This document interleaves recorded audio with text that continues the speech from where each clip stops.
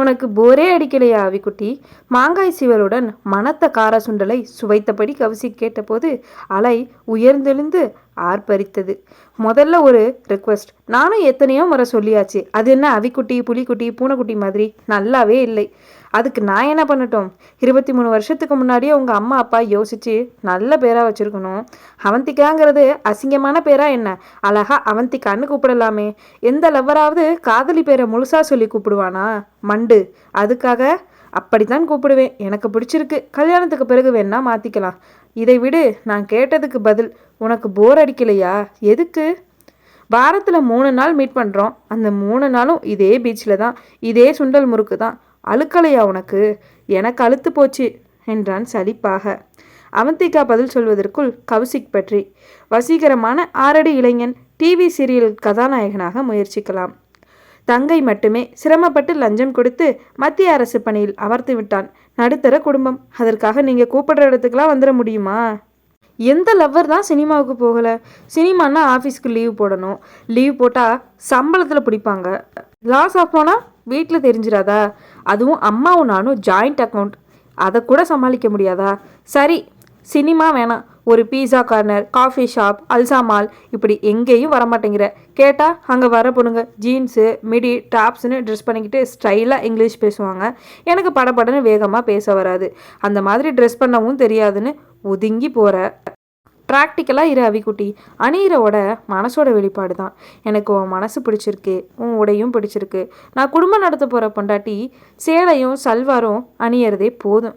English knowledge இருந்தால் எப்போ வேணும்னாலும் சரளமாக பேசுவான். ஸோ நீ குறையா நினைக்கிற எதுவும் எனக்கு குறையா தெரியலை. ஓகே? தேங்க்ஸ் கௌசிக், நீங்கள் என்னை புரிஞ்சு வச்சுருக்கிறதுக்கு.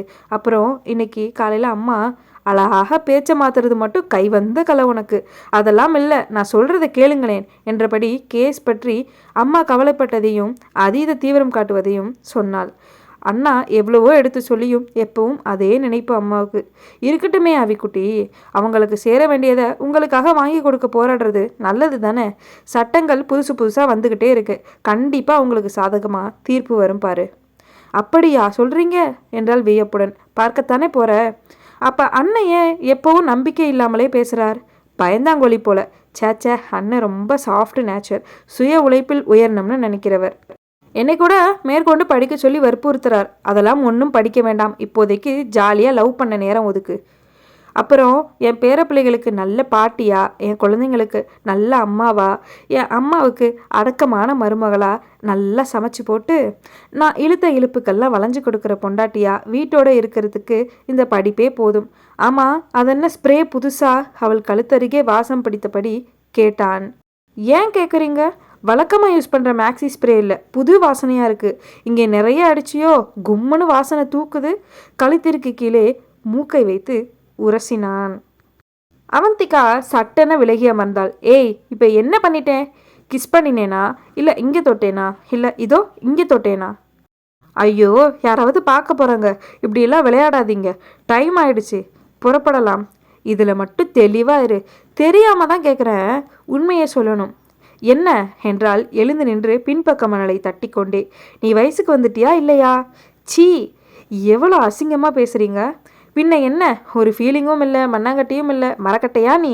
உஷாராக இருக்க வேண்டியது தான். அது நம்ம 2 பேருக்கும் நல்லது தான். ஆனால் நீ கொஞ்சம் ஓவரில். இல்லை கௌஷிக், எனக்கும் ஆசை இருக்குது. அதுக்கு கொஞ்சம் இடம் கொடுத்தால் சாம்பலாகி விடும். நெருப்பு கூட இருக்கிற பொருளையும் நெருப்பாக்கி விடும். என்னை புரிஞ்சுக்கங்க. பாரு, பேச்சு கூட பழங்காலத்து பொண்ணுங்க மாதிரியே உடனே கிணத்து தண்ணியை ஆற்று வெள்ளமாக அடிச்சுட்டு போயிடும்னு வசனம் பேசுகிறாத தாயி. தாங்க மாட்டேன். கையெடுத்து கும்பிட்டான். கிண்டலா பட்டென்று அவன் பின்புறத்தில் அடித்தாள். மை காட், இன்னொரு முறை அடி. இனிய அதிர்ச்சி அவனுக்கு. பைக்கில் உட்கார்ந்தா கூட பேரண்ட்ஸுக்கு என்னை பிடிச்சிக்காத பைங்கிலி என் பின்பக்கத்தில் அடிக்கிறதுனா சும்மாவா? அடி ப்ளீஸ். அவன் பேச பேச வெட்கத்தில் கூசி போனாள். அவந்திகாவை வழக்கமாக இறக்கி விடுற இடத்தில் டிராப் பண்ணிவிட்டு அன்றைய சம்பவங்களை அசை போட்டபடி பைக்கை செலுத்தி கொண்டிருந்தான். அவனை அறியாமல் வாய் விட்டு சிரித்தான். கிண்டல் பண்ணுகிறானே ஒழிய அவந்திகாவிடம் அவனுக்கு பிடித்ததே பழமைத்தனம்தான். அவளின் சினுங்களும் நழுவலும் ஒதுங்கலும் அவள் மீதான ஆசையை, காதலை அதிகரிக்கவே செய்தது. பாக்கெட்டில் இருந்த செல்போன் கூப்பிட பைக்கை ஓரமாக நிறுத்தி எடுத்து ஹலோ என்றான். கௌசிக், நான் தான். சொல்லு கேஷவ். தெரியுது. எங்கடா இருக்க? ஆஃபீஸ் முடிஞ்சு வீட்டுக்கு போயிட்டுருக்கேன். நான் உன் வீட்டுக்கு தான் வந்தேன், நீ வந்திருப்பேன்னு. கொஞ்சம் வேலை அதிகம், லேட் ஆயிடுச்சு. 10 நிமிஷத்தில் வீட்டில் இருப்பேன், அங்கேயே இரு. சரி. கேசவ் 10 வருட நண்பன் அவசியமில்லாமல் வீடு தேடி வரமாட்டான். என்னவாயிருக்கும்? காத்திருந்தவன் முகத்தில் சிரிப்பை தாண்டிய பதட்டமும் கவலையும் இருந்தது. இரு மச்சான், ட்ரெஸ் மாத்திட்டு வந்துடுறேன். முகம் கழுவி லுங்கிக்கு மாறியவன் மொட்டை மாடிக்கு அழைத்து சென்றான். கௌஷிக்கின் தங்கை பிரார்த்தனா காபியுடன் வந்தாள். அவள் போன பின்பு கேட்டான், என்ன கேசவ் டென்ஷனா இருக்க? ஒரு ஹெல்ப் வேணும்டா. என்ன சொல்லு. அவசரமா ஒரு 3000 வேணும். 3000மா? எதுக்கு? ஆச்சரியத்துடன் கேட்டான். அந்த சனியனுக்கு திடீர்னு சுகர் வந்திருக்கு. நாளைக்கு ஃபுல் செக்கப் பண்ண சொல்லி டாக்டர் என் தலையில் இடியை தூக்கி போட்டுட்டான். போதாததுக்கு குழந்தைக்கு தடுப்பூசி போடணும். எல்லாத்துக்கும் சேர்த்து 3000 ஆகும். 2 மாசத்துல திருப்பி கொடுத்துட்றேன். ப்ளீஸ்டா மச்சான். சீ, எதுக்குடா கெஞ்சுற? தர்றேன். ஆனால் மாலினிக்கு போய் சுகர் வந்திருக்குன்னா நம்பவே முடியலை. இவ்வளோ சின்ன வயசில் வருமா? என் தலை சுழி நல்லா இல்லாதப்ப எல்லாமே வரும்டா. பாவம்டா மாலினி. அவன் ஏன் பாவம்? நான் தாண்டா பாவம். எல்லா தொல்லையையும் சுமக்கிறேனே, நான் தான் பாவம். நீ ஏன்டா இவ்வளோ டென்ஷன் ஆகிற? எல்லாம் சரியாக போகும். வெளியே போயிட்டு வரலாம்.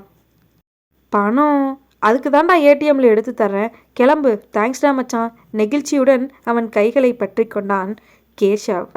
வாசலில் பைக் வரும் சப்தத்தை தொடர்ந்து ஷூவை கழட்டி போட்டுவிட்டு கௌஷிக் உள்ளே வந்தான். வீட்டுக்கு வந்ததும் வராததுமா அந்த பரதேசி கூட எங்கே கிளம்பிட்ட? ஏமா இப்படியெல்லாம் பேசுகிற? கேசவை போய் பரதேசிங்கிற? பரதேசின்னு சொல்லாமல் என்னென்னு சொல்ல?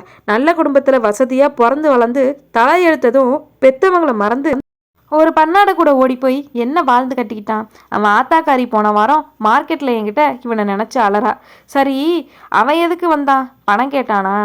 சும்மா பார்க்க வந்தாமா. நீ வேற குடையாத. பசிக்குது. என்ன இருக்குது? தோசை, புதினா சட்னி.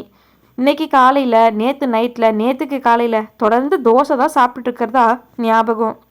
மாவு இன்னும் காலியாகலை. உட்காரு, சூடாக போட்டு எடுத்துட்டு வர்றேன்.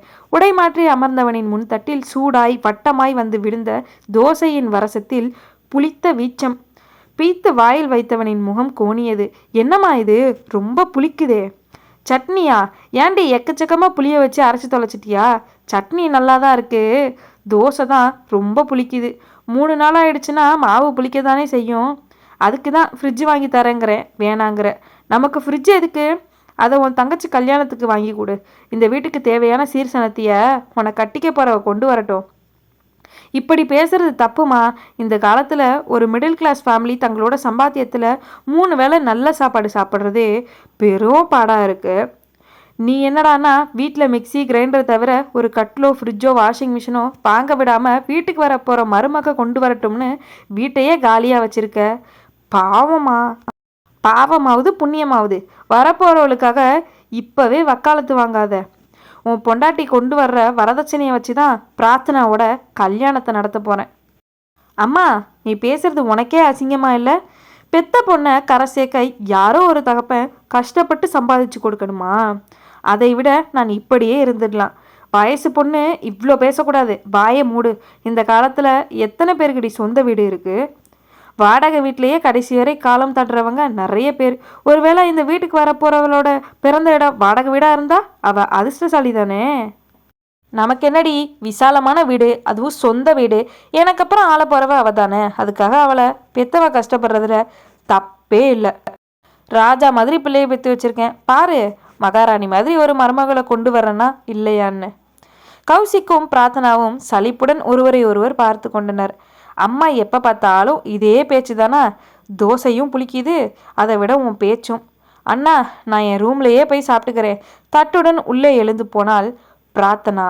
கொழுப்பு ஜாஸ்தியாயிடுச்சு, வேற என்ன சொல்ல. சிடுசிடுத்தபடி உள்ளே சென்றால் காமாட்சி. உள்ளே சிரித்தபடி சென்ற பிரார்த்தனா கல்லூரியில் இறுதி ஆண்டு BBA படிக்கும் அழகான நல்ல பெண். பாகம் 3 சந்திப்போம். நன்றி.